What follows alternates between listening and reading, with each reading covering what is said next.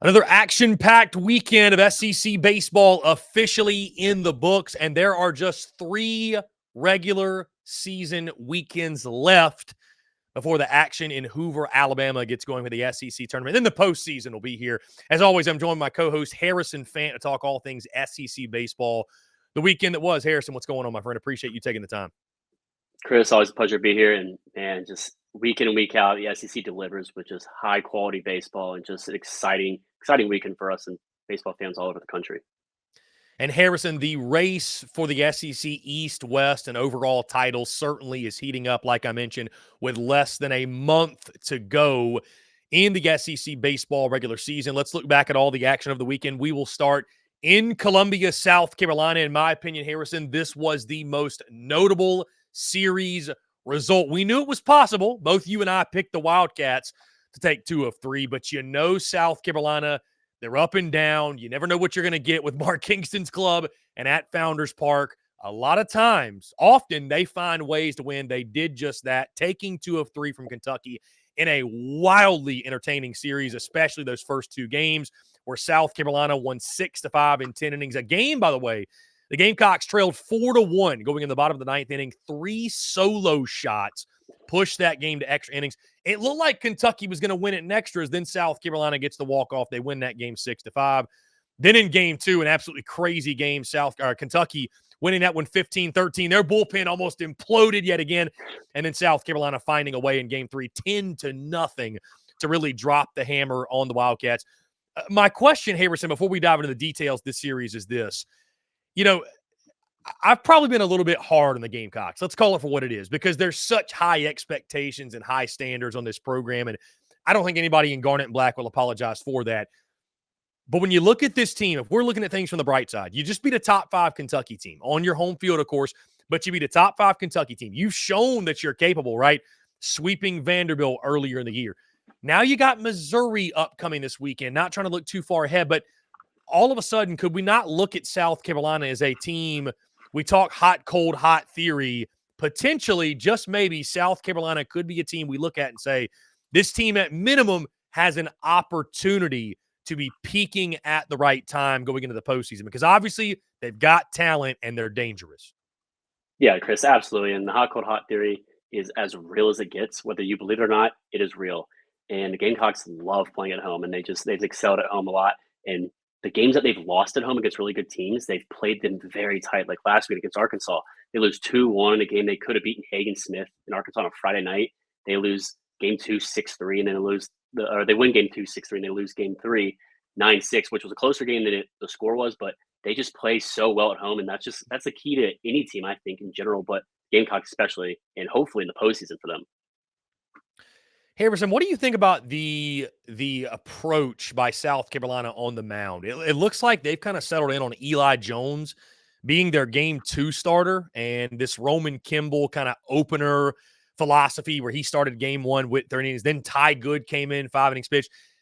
Let's just talk about the opener philosophy. Is that something that you believe in, that you think they should continue to implement as we go into the postseason? Do you think it's something where at some point you're going to have to revert back to throwing your, what I would say, ace and Eli Jones in game 1s? Like, what's your overall thoughts on the strategy there? Do you think it's sustainable?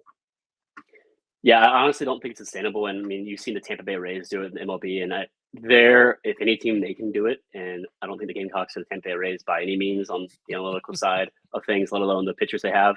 But they do have a lot of good pitchers, and it's one of those things that I think as a pitcher, and I've experienced this in my collegiate days playing, when I've had an opener in front of me, it's really weird. It just really throws you off. You don't get in that groove of your timing before a game, how you warm up, how you prepare your mindset, everything. It's just really weird because maybe that starter goes 1 inning, maybe he goes 2. In this case, Roman Kimball back in the starting role on a Friday or game 1 Friday night goes 3 innings. I mean, it just seems like an odd kind of opening role. And then you have Ty Good, who has been a reliever most of the season. I think he started 2 games or 3 games this season. He goes 5 innings. And he was fantastic out of the bullpen, technically. He goes 5 innings and just 7 Ks. I mean, 2 hits. I mean, he's just really long relief, but he just seems like he should be in the starting role than Roman. And just Roman doesn't give you that Friday night confidence in a guy like Hagen Smith. I mean, obviously he's one of the top draft picks coming up, but just his velo has been down a little bit. I mean, he doesn't have that like commanding put away multiple pitches that you look for in a Friday night guy. That really, the Friday night roll is supposed to set the tone and get you up 1-0 in a series, set the tone for the rest of the series. And it's just one of those things that it feels weird. And I don't really think anyone can get comfortable in it, let alone sustain long term. It's one of those things that once the postseason comes, it's kind of all hands on deck unless they're trying to, use their ace and Eli Jones on a Saturday to off pitch a team that has like a Hagen Smith or, like a Luke Coleman or a Ryan Prager. Just maybe that's kind of the route and just kind of long term planning for that. But at the end of the day, I'm not a fan of it. I don't think it's sustainable. And Harrison, I think what's so interesting about this series over the weekend too, neither of these teams going into the weekend had lost back-to-back SEC series, right? And of course, Kentucky was coming off of losing 2 of 3 to Tennessee. South Carolina was coming off a series loss of their own as well. And the Gamecocks, just give them credit, right? They're certainly an imperfect ball club. There's some loose ends there. They sit at 11-10 in SEC play, which, I mean, right at 500, fighting for their postseason lives, fighting for their hosting lives, if you will. But this is a team that they don't lose back-to-back weekends. And I know, again, you and I both picked Kentucky to take 2 of 3, give South Carolina credit on their home field. We got here in our notes as well. This is the second top 5 series win for South Carolina. Both, of course, are at home. They swept Vanderbilt earlier in the year. First run rule win in SEC play since they beat the Florida Gators 13-3 last year. Third shutout of the season for South Carolina. And I think that's something, Harrison, that's really, really encouraging if you're looking for major positives. Yes, you swung the bat well all throughout the weekend, but Dylan SECU giving you 6+ innings pitched of shutout baseball. Admittedly, Harrison, that's not something that I expected. So Dylan SECU's a guy that, again, been very up and down this year. I've seen people on social media call for him to be pulled from the starting rotation, and all he does is go out there and against a pretty quality Kentucky lineup, goes out there and shoves and puts you in a great position to win a ball game and win a series. I mean, a pivotal game, a rubber match game, and you're able to get the job done. So I think, Harrison, what's so fascinating here on the Kentucky side, by the way, let's highlight this. And I'll ask you your thoughts on Kentucky. I'm seeing a lot of chatter right now. There's a lot of people who seem to think the Kentucky Wildcats are fraudulent. Is that people who have been waiting for Kentucky to falter so they can dance on their grave? Or do you think real baseball people would have that same sentiment? I think it's people just kind of wait until that more backloaded into the regular season schedule has kind of picked up a little bit. I mean, they had South Carolina, they'll play Georgia and Tennessee. They'll play Arkansas, Florida, and then Vandy. So a really tough backloaded schedule for Kentucky. But it's just a long season. The SEC is a gauntlet, and it's hard you really can't run through the entire SEC. I don't care how good of a team you are. I mean, it's just so hard week in, week out, and the sustainability and the length of it, and just how much it takes to do that, and the depth you really need to have on the hitting side and the pitching side. And the pitching side has been a little bit more of a concern for Kentucky, as we've seen last week against Tennessee, and then this week again. Dominic Niemann struggled. Only threw 1 inning this week in game 2. Went 6 hits, 6 earned. I mean, 41 pitches in 1 inning. That's just out of a starter. That just puts you in a really tough spot. I mean, yes, it's game 2, but if you look at it, game 2 is 15-13. That puts your bullpen to cover a lot of innings for game 2 and game 3. And it doesn't really set you up for success, the rest of the series. And you got to have those starters go give you length and give you quality starts to give you a chance each game and each series to win the game. And that's just what I think is kind of caught up to Kentucky. The bats have been phenomenal. I mean, Ryan Waldschmidt's just been unbelievable. He's had 10 home runs in his last 11 games. He's top 15 in OPS in the league, over 1,100. He's on an unbelievable stretch right now. And Nick Lopez, I mean, they have several studs in their lineup that are just leading the way and just have a lot of power. So it's more so on the pitching side that been concerns for me. And it's going to be curious to see going forward. And they play Arkansas as well. I mean, Arkansas is not the best hitting team, but I mean, Florida's a really powerful hitting team. They've been super successful and won a lot of games. Vanderbilt's another very powerful hitting team. So that's going to be where my eyes lie with the Kentucky Wildcats the rest of the season. And Harrison, you mentioned the schedule being backloaded. I think that nobody wants to hear this, by the way, especially fans of teams that lose series. But here's the thing: if you're Kentucky, and this was an upset of somewhat, if you will, but I heard a great coach say one time, take care of your business at home, and when you go on the road, just don't get swept. And that's really the key to success in the SEC, because you're going to lose series on the road. And that's why you feel so good about when you go on the road, you take 2 of 3 or you sweep, you feel like you've like gained half a game or gained a game on the rest of the league, because it is so difficult to go on the road in a hostile environment and win a series. So all in all, I think Kentucky will be fine. I do think this is a big momentum boost for South Carolina, but I tell you, Harrison, looking ahead, you mentioned Kentucky's schedule, Arkansas at home. That's going to be an electric series, of course, in Lexington. I'm curious to see what the attendance is like at Kentucky Proud Park. I would imagine their fans will pack it out again.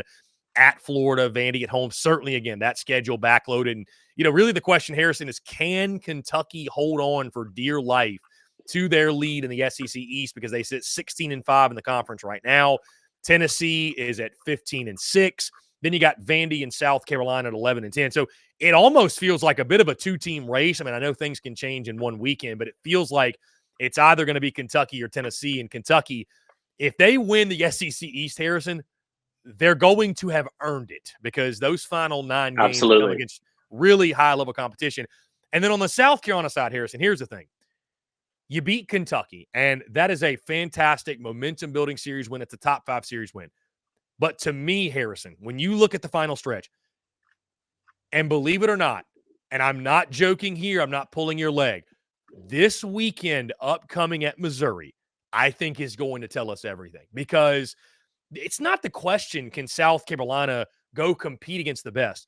Their biggest problem, not only this season, but in the Mark Kingston tenure, is winning the ones they're supposed to. And this one upcoming, you could probably ask any Gamecock fan, any person in Garnet and Black who will be honest with you. They will tell you this is the weekend South Carolina goes out flat, lays an egg. This is it. So if they don't do that, if South Carolina is able to take care of the business, I do think, Harrison, the question that I let off with you is, hey, maybe this is a team that's heating up at the right time. They could be a team that makes a run to Omaha. I think that is on.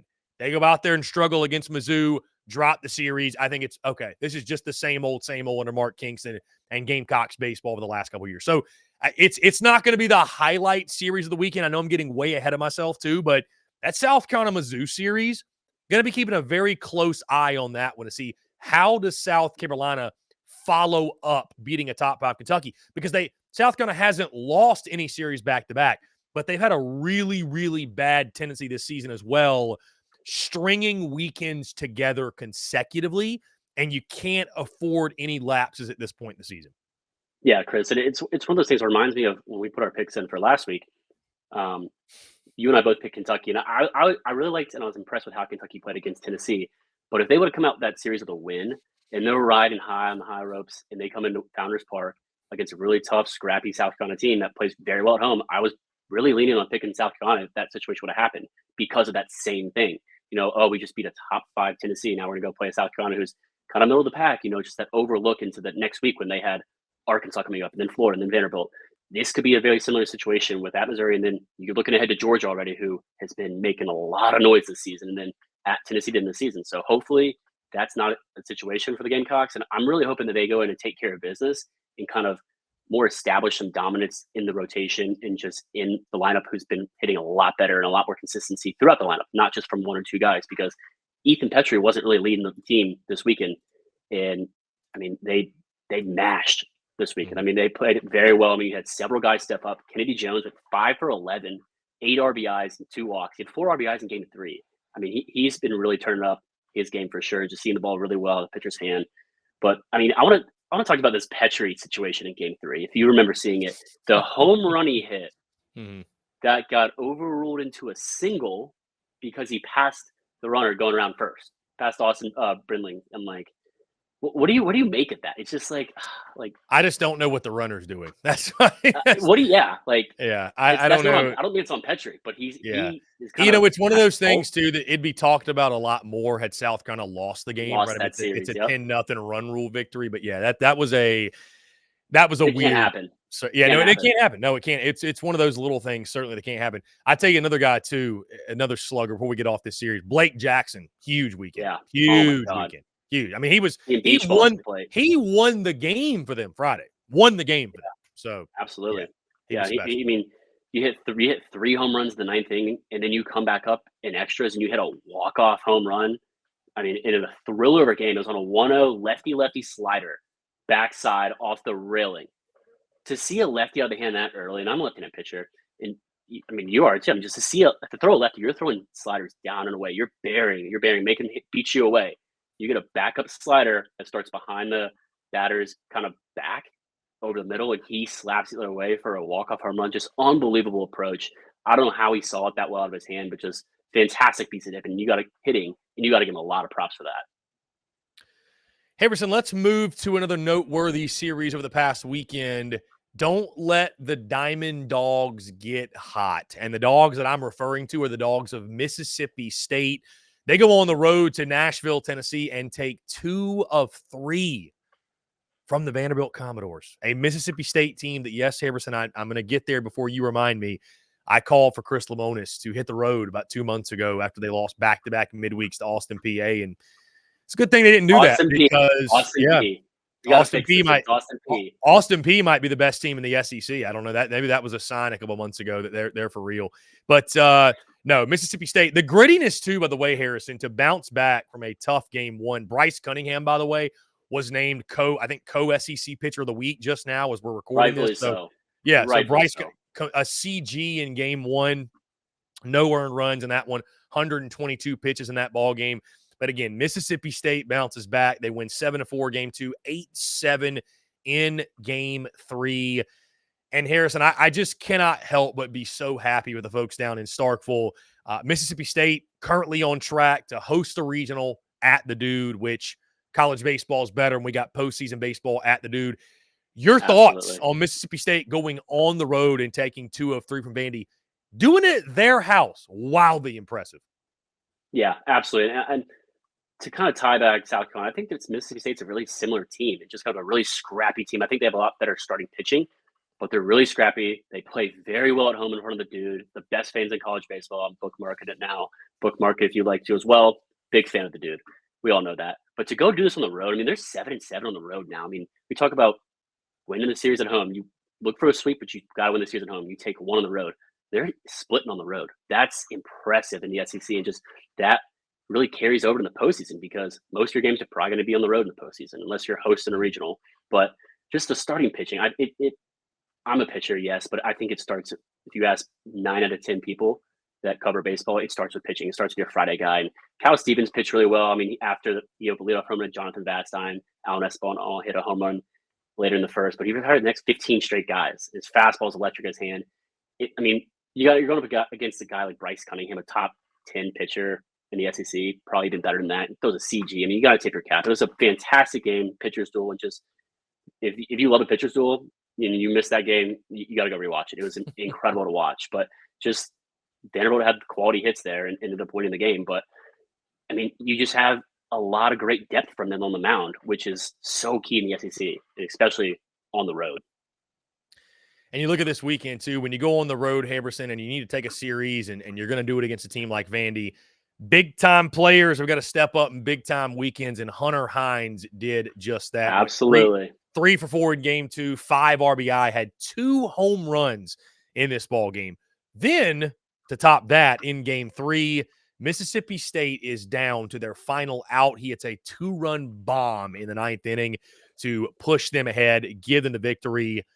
I mean, Hunter Hines doesn't get nearly talked about, I think, as much as, I feel like right now all the chatter's on Charlie Condon, which we'll get there in just a moment. But, there's other sluggers in the SEC, Tommy White, Ethan Petrie, Jace Lavalette, Braden Montgomery. Hunter Hines does not get talked about enough, and I think he is certainly in that category of the top sluggers in the SEC, and he showed why yet again this weekend.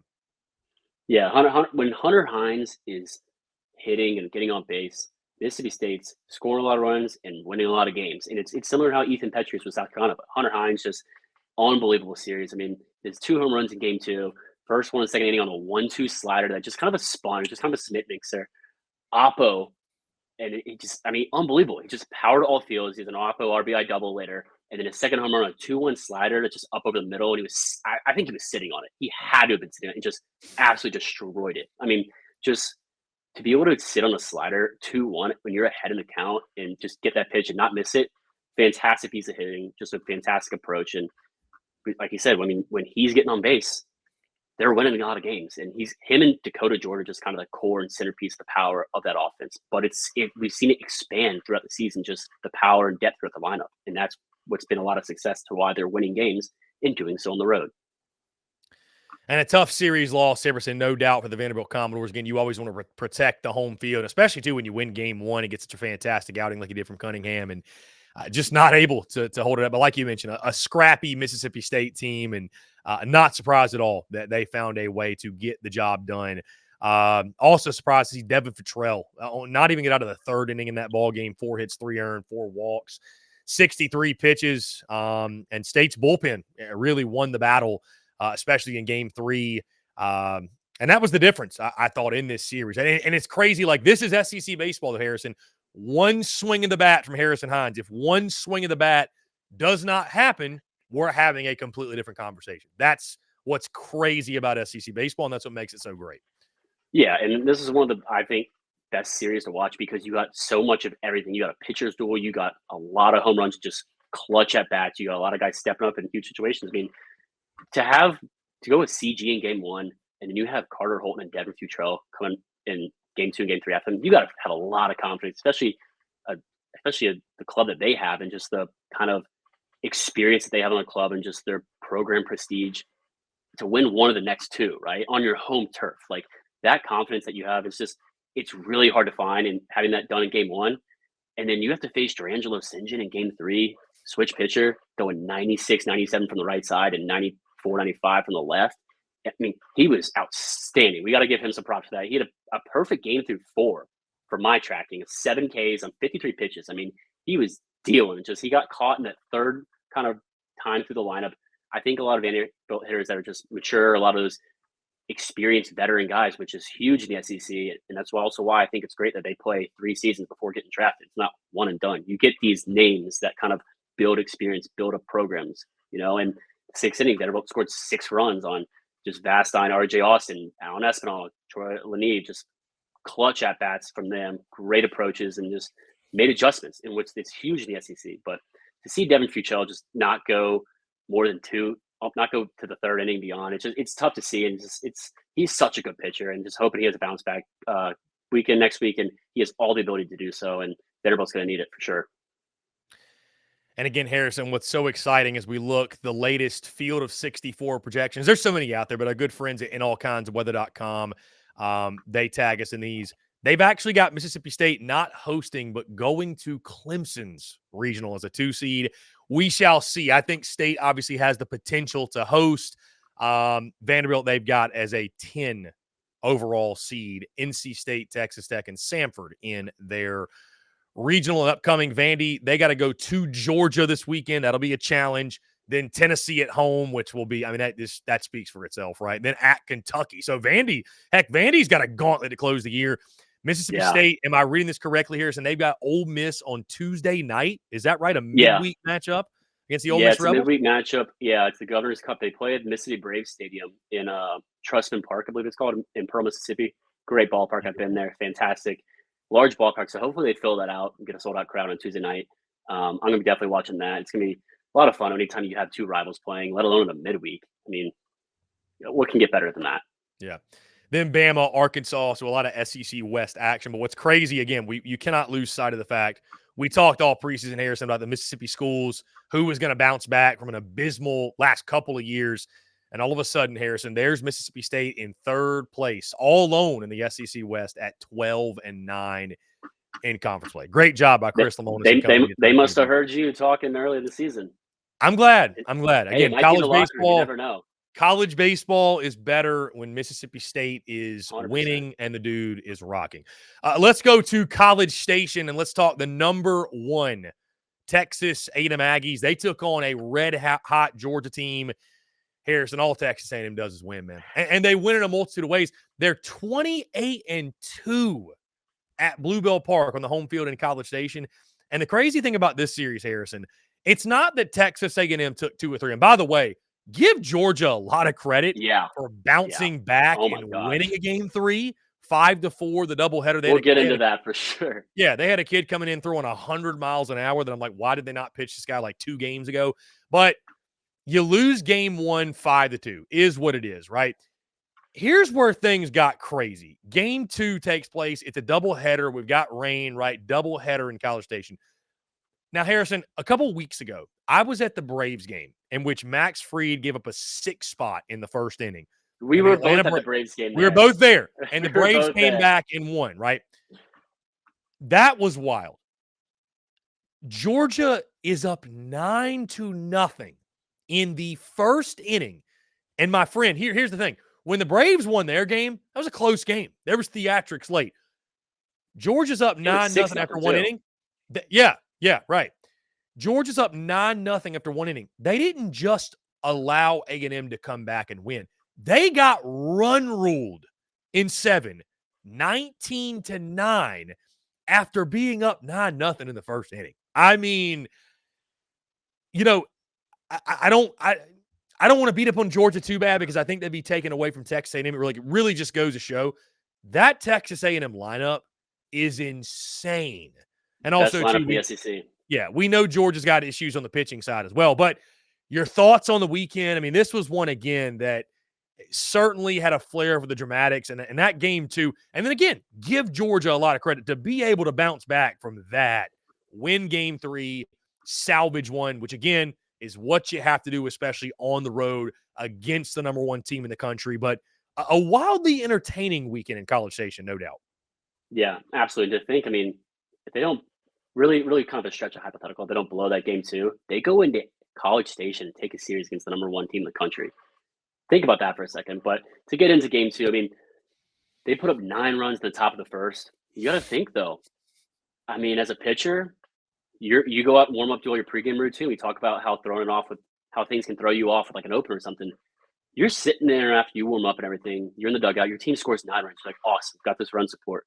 You haven't thrown in probably half an hour unless he went back and threw in the bullpen. So, I mean, I think that definitely has a factor to it. But it's easy to say you go in there after being up 9-0 and pitch with a lead because that's what you're taught to do. That's what you're coached to do, right? And you're a D1 SEC collegiate pitcher. Throw strikes, get outs, get ground balls, right?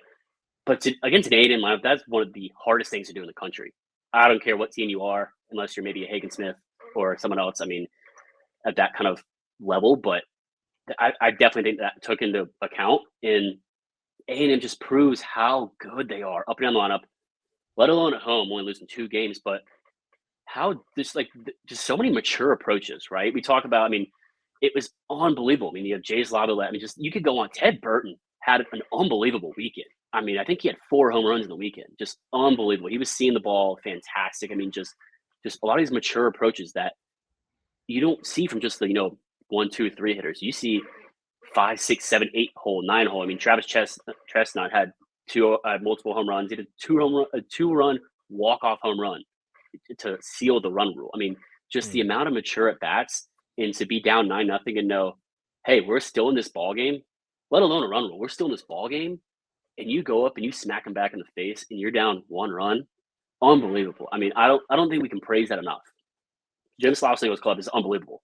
Yeah, they're incredible. By the way, I wanted to highlight this because this is really important, and this came out of the weekend. I'm sure you saw this, Harrison. Gavin Grahovic, the star freshman for Texas A&M, the third baseman, he went down with an injury to his knee.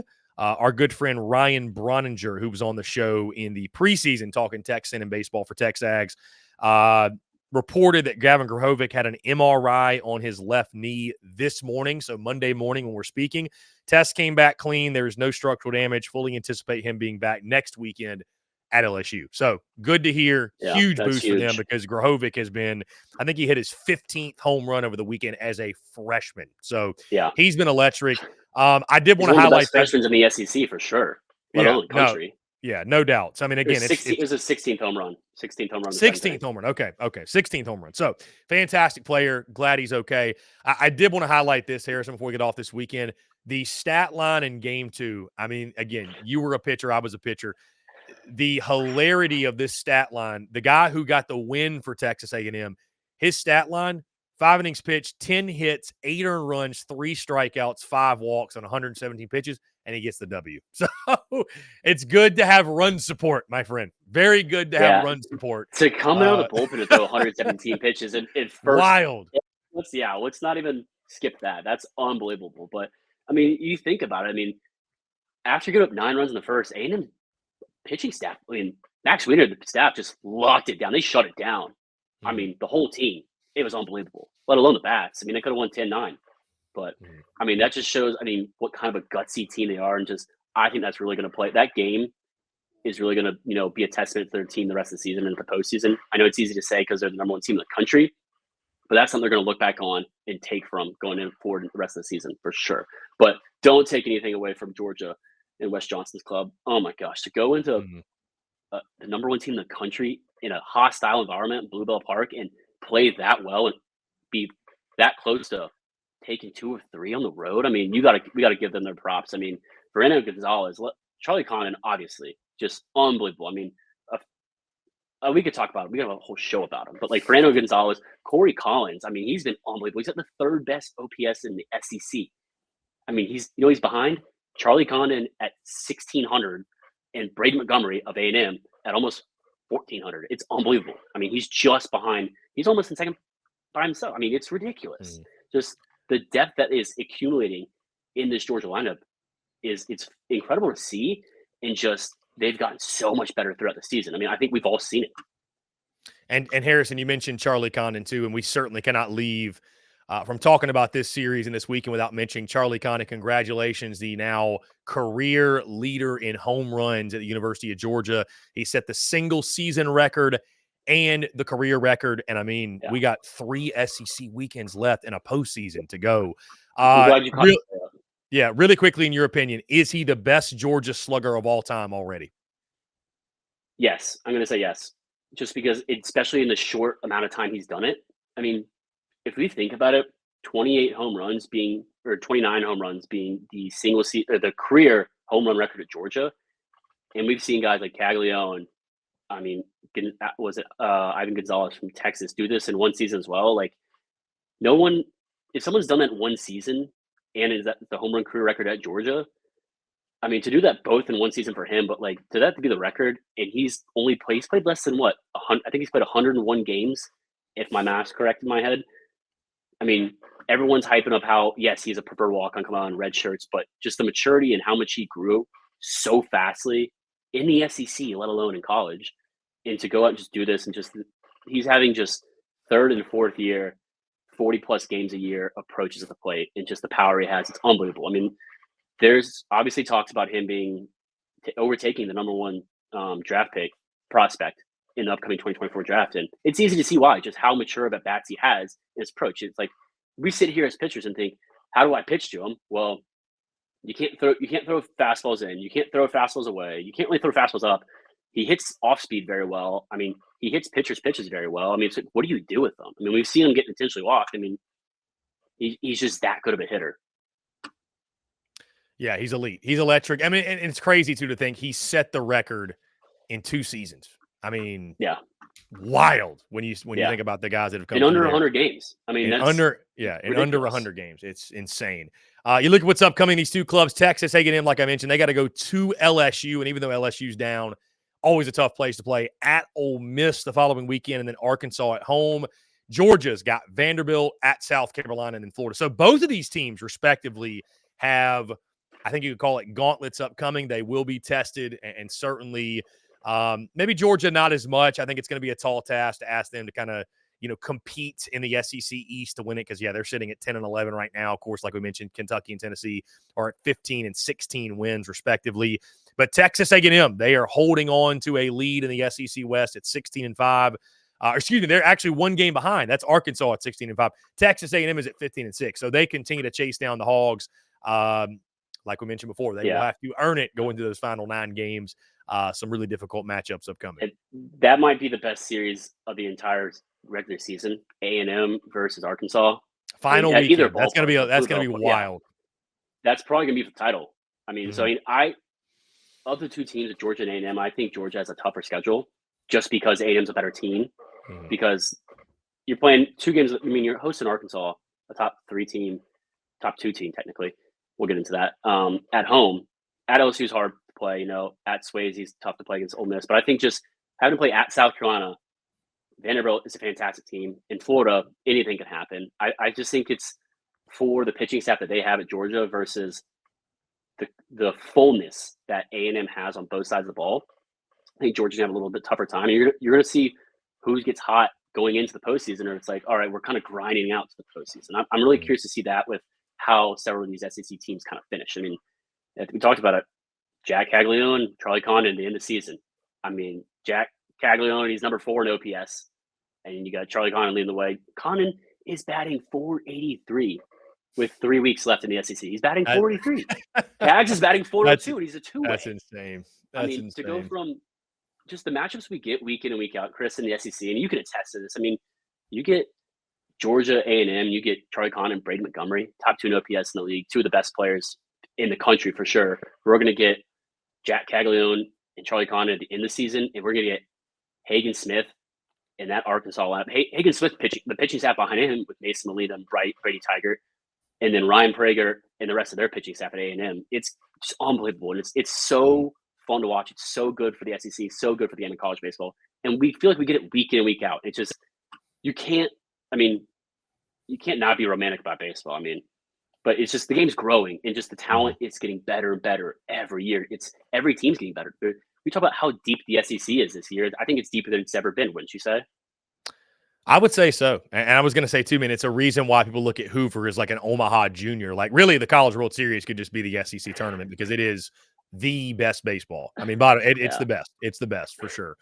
Guys, before we go any further, I want to tell you quickly about our friends over at RHOBACK, because today's show, the windup, it is brought to you by our friends at RHOBACK. Head over to RHOBACK.com. Use the promo code SECU. Again, that's RHOBACK.com. Promo code SECU at checkout to get 20% off your entire first purchase. Guys, the weather's warming up. It's golf season. Of course, it's baseball season, tailgate season, football's around the corner.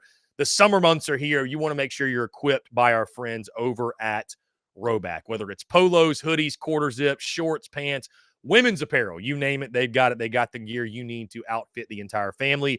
Folks like Ed Orgeron, Jalen Milroe, amongst a host of others, are rocking with the merchandise as well, and you should as well. Guys, it is some of the most comfortable gear I've ever worn. You see me rocking RHOBACK all the time here on SEC Unfiltered. You should as well. So again, RHOBACK.com, promo code SECU at checkout.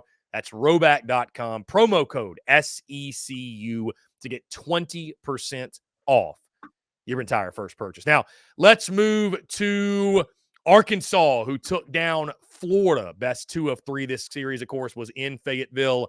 Again, give Florida a lot of credit, Harrison. They were able to find a way to salvage a game.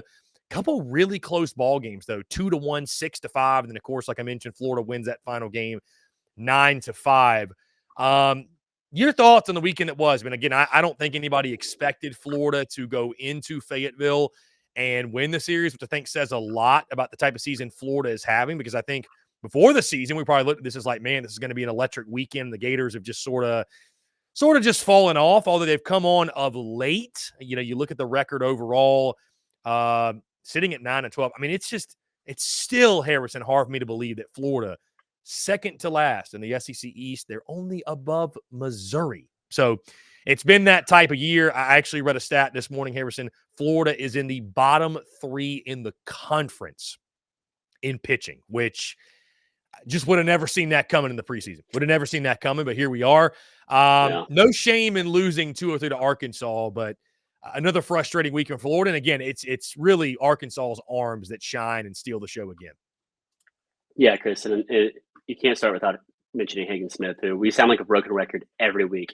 Another weekend, another game 1, Hagen Smith goes 6+, double-digit strikeouts. I mean, it's to have that as a hitter, as a team, right? Even your bullpen. I mean, to go in there in game 1, we have one of, if not the best pitcher in the country, let alone the conference, and to go do that week in and week out and week in and week out against SEC talent. I mean, Florida, not the greatest team, right? They have so much talent, though. This lineup is stacked, and to go and shut them down, I mean, it's ridiculous. I mean, you give up 3 hits.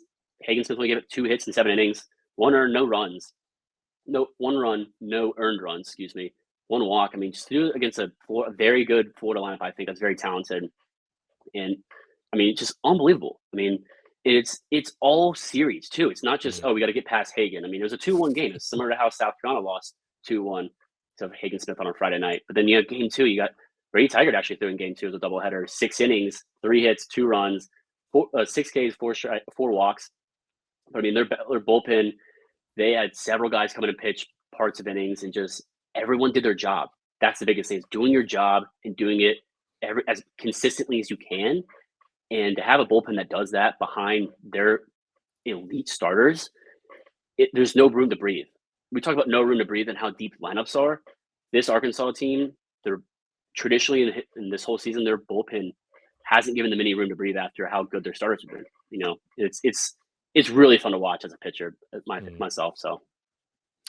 Yeah, it's I think it's the thing that still makes me feel like Arkansas is the favorite to win the SEC, to make the deepest run in the postseason, maybe win the entire College World Series. It's just when you have the type of arms they have and rolling them out one after the other, it's going to make you really tough to beat. I mean, again, like you said, Hagen Smith, we sound like a broken record, but it's deserved what this guy is doing. Arkansas upcoming, they got to go to Kentucky. That's going to be a really interesting series, a great test for them. Mississippi State on the home field, and then, of course, we mentioned at Texas A&M, which you could argue is probably the best series of the year in the SEC. Florida with Tennessee at home, Kentucky at home, and then at Georgia, and Florida in a position, Harrison, we did not expect them. They are they're not even fighting for their hosting lives. They're fighting for their postseason lives. So Yeah. Florida's got to really hit the gas pedal here. You can't afford any lapses, and if you do, I mean, heck, they might win a couple in Hoover just to be going to the postseason, which is, again, crazy to think about. But that's another note. Another note in Arkansas, though. I mean, you look at game 3. I mean, Mason Wheatley didn't start, though. Did not start in that ball game. Did not start. It was Ben Vite, and it was kind of a bullpen game. Cody Frank, Dylan Carter, Jake Flaherty, and Parker Cole pitched. But I mean, that was a big game for Florida to take on the road. I mean, you and I could easily sit here and watch Florida have this kind of up and down season. Not a lot of things turn their way, and go into Hoover and win 4 or 5 games, maybe win it all. So I think it's just a shame, Harrison, the way that Florida is wasting Jack Caglianone's special season. I mean, and they win basically every game he pitches. I think I saw a stat. They're like 11-1. They won Sunday when he pitched. I think they're like 11-1 in games he pitches, and like 3-10 or so. Like, I don't know what the exact stat is, but I mean, it's crazy how much better they are when he's on the mound. Off the top of my head, I'd have to say there's only 2 pitchers that teams have a better record when pitching, and it's Hagen Smith. I think he's 11-0 or 12-0 now, and Ryan Prager, who's now 8-0 in games he starts, which is unreal. I mean, but Florida Tennessee is going to be unbelievable to watch. I think that if you're a betting man on college baseball, I don't advise you do it, but you might want to look at that over number. I mean, Tennessee's got 5 of the top 15 OPSs in the SEC, and the power that Florida has, it might be a slugfest. I mean, wind could be blowing to Lindsey Nelson, or it's actually, I think, in Florida, but it's at Gainesville. Yeah. Now, that one's going to be a lot of fun, and of course, that's a bit of a rivalry across all sports, so that one will be fun. Harrison, before we get to the top 25 and we close this thing up, 3 series, or a couple series, I should say, we didn't talk about. There's 3. Bama takes 2 of 3 from Ole Miss. Tennessee sweeps Mizzou. LSU takes 2 of 3 from Auburn. You guys are probably realizing at this point, we're at a point in the SEC season that, there's some of these series that some of the bottom dwellers that are fighting against each other, not to say they're not important, but some aren't as noteworthy as others. Did anything stand out to you from those series I mentioned? Again, Bama 2 of 3 at Ole Miss. Tennessee sweeps Mizzou. LSU takes 2 of 3 from Auburn. Anything in particular jump out from those 3 series? Not necessarily. More so, Tennessee, you go play Missouri, you win 10-1 in game 1, but you win a 1-run ball game 2 and game 3. You win 3-2 and 3-2. I mean, Mizzou is turned into a team that's just like they're a thorn in the side type. Like, they're just a pesky team. Pesky. Yeah. Very pesky. But I mean, it's just as good as Tennessee is on both sides of the ball, let alone their offensive production. That's not something you're really excited to see. Only winning 3-2 against a team like Missouri, especially with the aspirations and anticipations they have coming the season, and let alone this entire season have been proven. I mean, I said they have 5 of the top 15 OPSs in the SEC. I mean, that alone, should be better than a 1-run ball game, let alone only scoring 3 runs in 2 different games against Missouri. So, not a cause for concern, but just kind of a head scratcher. Yeah, I really look at, I thought Bama got a much needed series victory, right? But LSU takes 2 or 3 from Auburn. You would have liked to have swept that one. LSU right now sitting at 7-14. So it's still very much an uphill climb for the Bayou Bengals, who they are truly staring down the barrel of missing the postseason, which is just, with that talent, it's hard to fathom. I mean, it's just hard to fathom. So I don't know, but going in the rest of the way. I mean, and into the SEC tournament, which kind of mid-tier SEC team do you have the most confidence in? Mid-tier team that I have the most confidence in. I think Bama could turn it on. They've got the power pitching to do it. They, for whatever reason, haven't been as good on the mound as I think folks expected. I mean, if you want to go by records, Harrison, I don't consider Vanderbilt like mid-tier, but I mean, they're 11-10 in SEC play. So I mean, yeah, I think if we're counting Vanderbilt, I'm definitely going Vanderbilt. Right. I mean, they're the best of the teams that are kind of like at that 500 mark. I mean, I think South Carolina is definitely dangerous, even though I don't trust their pitching. Same with Georgia. You don't trust their pitching. Right. I mean, it's like you mentioned, man. Like, does Florida have the talent to make a run? Sure. Will they? I have no idea. Does LSU have the talent to make a run? Sure. Will they? I have no idea. So I'd probably go Bama, but it's a tough one. That's a tough one to answer. So, something to think about next 3 weeks of the season. Yeah, it's going to be wild. Final 3 weeks is going to be wild of the regular season, I should say. Before we get out of here, Harrison, let's take a look at the top 25 released by D1 Baseball Monday morning. Texas A&M remains in the 1 spot. Arkansas 2, Tennessee 3. Kentucky slides down to the 8 spot after losing 2 or 3 to South Carolina. Meanwhile, the Gamecocks, they are 15th. Mississippi State at 16. Vandy at 17. Georgia at 19. And Alabama at 23rd. Anything jump out to you from those from the top 25 released this week? Top 25 in the SEC. I mean, we headlined it with South Carolina, Kentucky, and how huge of a series win that was. I think going from 24th, I think 24th is what South Carolina's ranked, to 15. Big jump. Definitely think they earned it, but they're going to have to prove it again, or else they're going to be dropped back down kind of the last kind of 5 in the top 25. But we see Alabama week, like the past couple of weeks, just hanging around 22, 24, 23, 25.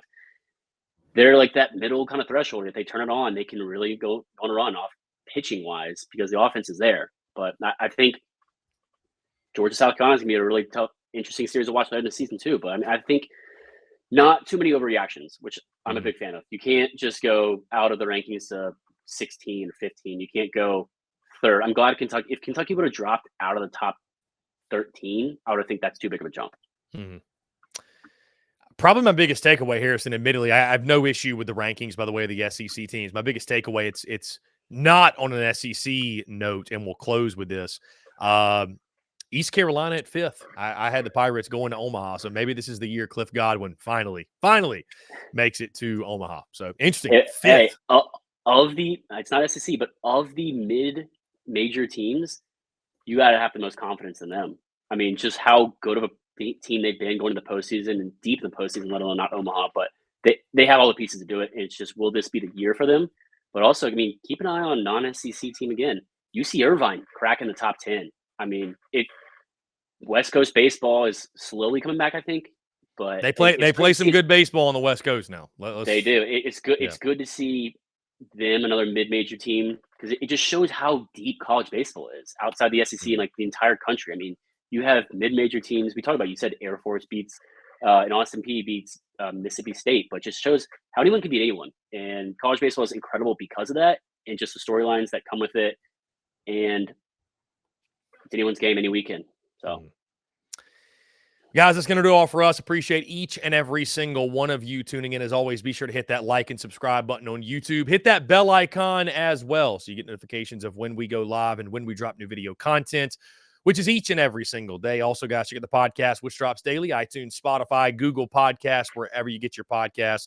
We're all across social media as well. And of course, guys, stay up to date with the latest from us over at our website, secunfiltered.com. For Harrison Fant, I'm Chris Phillips. Appreciate you guys tuning in, and we'll catch you on the other side.